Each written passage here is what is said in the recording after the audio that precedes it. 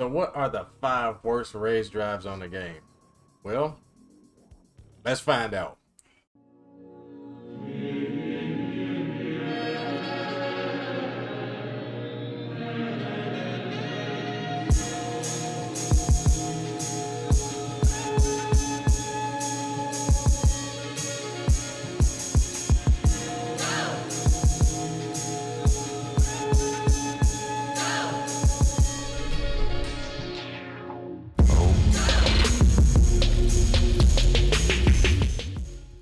Starting off the list of the top 5 worst raised drives is Jack 7. So I had a like dilemma of choosing between Ganryu and Jack, and it was a short-lived dilemma because Ganryu here is his raised drive is punishable on block, and you know, it's pretty slow, but he can actually use his in combos.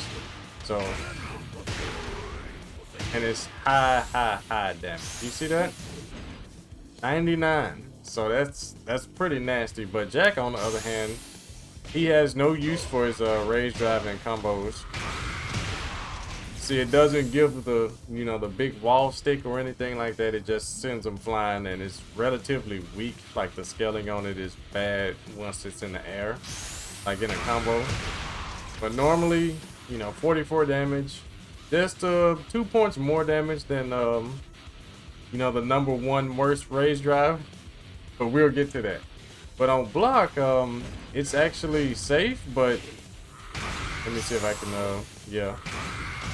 -9 pushback, so it pretty much resets the neutral, you know, but it has no other use really. It's so slow. People usually block it, but it can be low parried.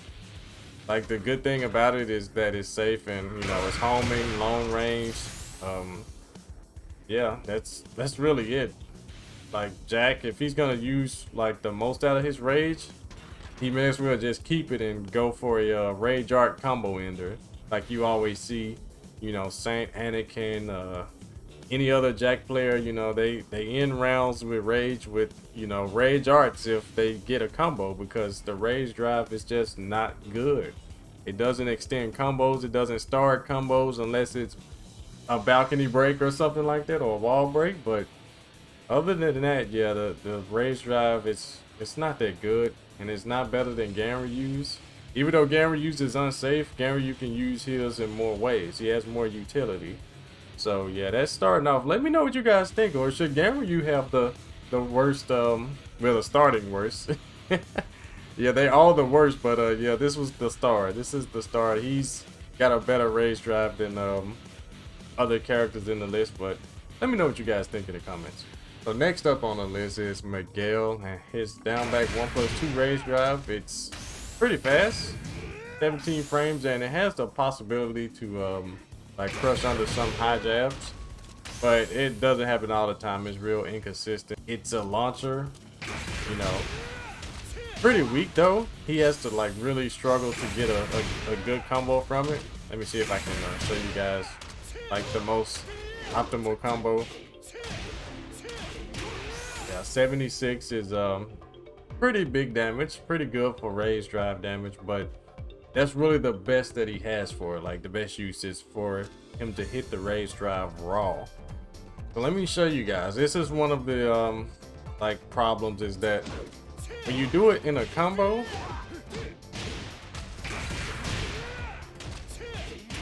that's really all you can get. You know, 75 compared to just going for a regular raised drive with a rage art. Yeah, you get more damage from just doing the rage art. Like, he has no like point in doing rage drive to extend his combos. It's like, you can get better wall carry with his rage drive, but you're sacrificing damage, you know. It's like, you know, and you're sacrificing your rage, so there's no point in doing it. It's definitely one of the worst. It's always been one of the worst raised drives since season 1. His raised drive has always been bad. Like, they had to buff it and buff it and buff it, and it's still bad. And another thing, let me show you guys. It has bad range on the first hit. I don't know why. Like, you know, hold up. He can just whip. He can just whip so much, even from like one backdash. In some cases, like Eddie, sometimes Eddie can just sit there and it just whips if he's like holding back. But yeah, it's just really bad. And another thing you see is +3 on block, right? But the pushback is ginormous. And he can't transition into a savage stance by holding forward. You have to manually go into savage stance, lose your frames, and still not be in range for a like a hatchet kick. You know. Nothing big. All he can really do is like try to chase him with, like, you know, Savage 2 or something really big like Savage down forward 2, but there's like no mix up. And plus the opponent can counter hit him out of both options. He's only +3 with huge pushback, so he can't really get much mileage out of it. It would have made sense if it would have left him a little bit closer and let him transition into a Savage, but I guess they felt he would be too cheap with that. Let me know what you guys think in the comments. Would Savage stance from his raise drive with less pushback be cheap? Would it be like too much over tuning? Let me know. So next up is our boy Armor King. Yo, I love this character, I really do, but he made the list. He makes the list. His raise drive it's okay. I mean, it's okay, but when compared to everyone else, it's just not good. Gets a guaranteed tombstone from any distance. You just have to be like crazy good to execute it. Yeah, there it is. But as you can see, even at max range, you can still get the tombstone, 58.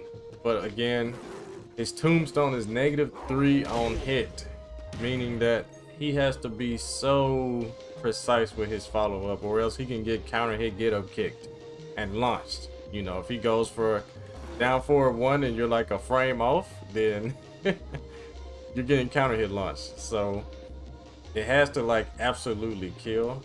But you know, it's 20 frames, it's high. A good thing about it is that the opponent can't sidestep it. So let me show you guys. I'm just gonna have him to like sidewalk.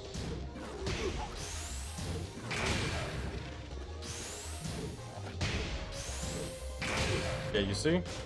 It tracks both directions. So it's really good with that, but obviously the biggest problem is that, you know, it's a high and it's unseeable because it's 20 frames, but if you're watching Armor King, if you're really paying attention to him, then you can see it inducted because of the, you know, that hit spark. If he didn't have that hit spark on his torso before he did it, then I think it'll be like even more viable. It wouldn't have made the list, I feel. But other than that, it has like no utility, you know. Even in combos, it doesn't give you anything. It's just, if you hit someone out the air, you can follow up with a like a tailspin if you haven't used it already. Let me have Akuma jump. But it scales like no tomorrow, you see? Yeah, it's just no good. Yeah, so if Armor King's back is against the wall, like even a little bit far off, he could still get a 70 damage wall giant swing from this raise drive, and that can really be damaging. In a lot of cases, it can even kill, you know. So that's a really good use for it, but when you compare it to all the other raise drives in the game, I mean, it just doesn't stand up, and that's the reason why, like, I will always say King is better, because Armor King's comeback potential and rage isn't as like steep as King. You know, King has so many different like ways to get his raise drive, and you know, you combine that with his ridiculously good throw game, it's like night and day. But if Armor King had like more utility out of this, then maybe it wouldn't have made the list. But yeah, it's definitely one of the worst on the game, and yeah, I'm sold. It's there. Let me know what you guys think in the comments. And next up on the list is the man Gigant. So his rage drive is pretty bad. I mean, it leaves more to be desired, obviously, because you know, it's a slow 29 frame startup, but it is a full screen unblockable. See, the only problem is that like that distance, the follow up is just, you know, they're gonna whip at full screen. But generally anywhere else, you know, anywhere closer, his long arms will reach. He has the 2, which is a unblockable high, and 1 is a blockable mid. But the problem with that is that look at the frame difference, 26, 24. So it's possible to fuzzy this, and it's really weird that if you have like really like godlike execution, you can duck the high and not even see your character duck it. Like it'll just phase right through the opponent, and it's just utterly ridiculous. But while we have Marduk here, like, let me show you, like it's 2 unblockables. See, huge damage, and if it wall sticks, then he can really put a hurting on you. But another thing is that a lot of people don't know is that he can go for back 2 as well, just to like reset it. And if the opponent blocks that back 2, then this unblockable is actually guaranteed. Like it can't be ducked because of the frame difference. Instead of the regular 25 you see here, it becomes 30. So the 24 frame high is too fast to even be ducked, so it jails. So that's a good use for it, but again, it's so slow. And another big weakness is that on top of it being slow, you can jump over it. So let me have Marduk set to jump. See, obviously, like any jumping attack or like a delayed hop kick is gonna beat his rage drive if it's scouted, you know. So it's just not, it's not good. They should have given him a better rage drive, like you know, the character that Gigant was supposed to replace, you know, Marduk. It's crazy how Marduk gets a crazy good rage drive, and you know, Gigant is left with, you know, trash. Look at this. It's like night and day.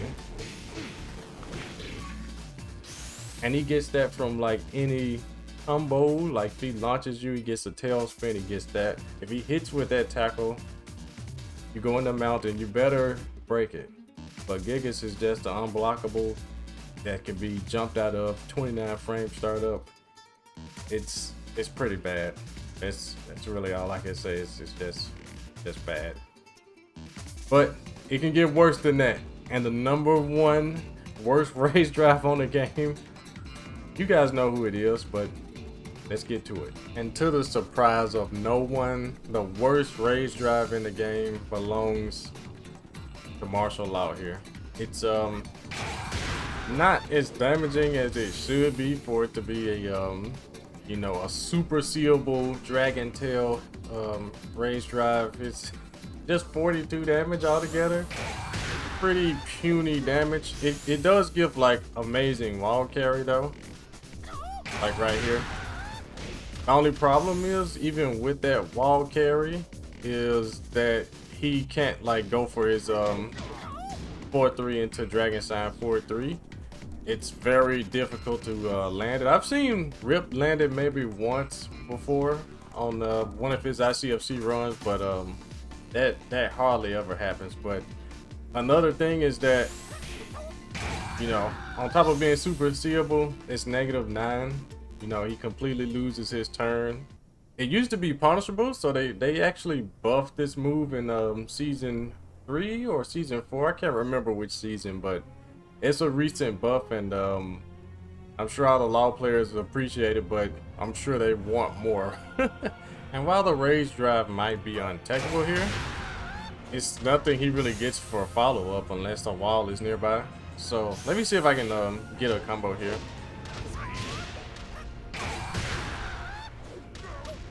Yeah, so he gets a guaranteed like 3+4, but that's like a real situational thing. But yeah, it gets worse. The fact that the combo, like if he uses it in a combo, it really doesn't get him any more damage. Like he may as well keep his rage. So let me show you why. I'm not a law player, so 90 damage. 90 damage, regular combo, and you keep your rage. So, you know, what's the point in using that rage drive? It's like, I guess it's okay if like their back is to the wall. Then he can get the 4-3 into the Dragon Sign Ender, but you know, who are you gonna hit with that unless they're like jabbing or something? But it's definitely the worst. It's been a long time thing since season 1. They've just buffed it with the, you know, the frames and such, but still bad, still the worst by a large margin. Yeah, definitely worse than the Giga's rage drive and any other one on this list. So let me know what you guys think in the comment section about the rage drives. The worst one, is Law's the worst, or do you guys think Giga's is worse, or is it somebody else? Like, let me know what you guys think, and hit like and subscribe if you haven't already. And for the King mains, you people who love the Rolling Death Cradle, yo, I'm repping the merch, yo. You guys, links in the description below. Cop it. And I do coach on Metafy. Book with me. I'll help you get better at the game. So I'll see you at the next video. Peace.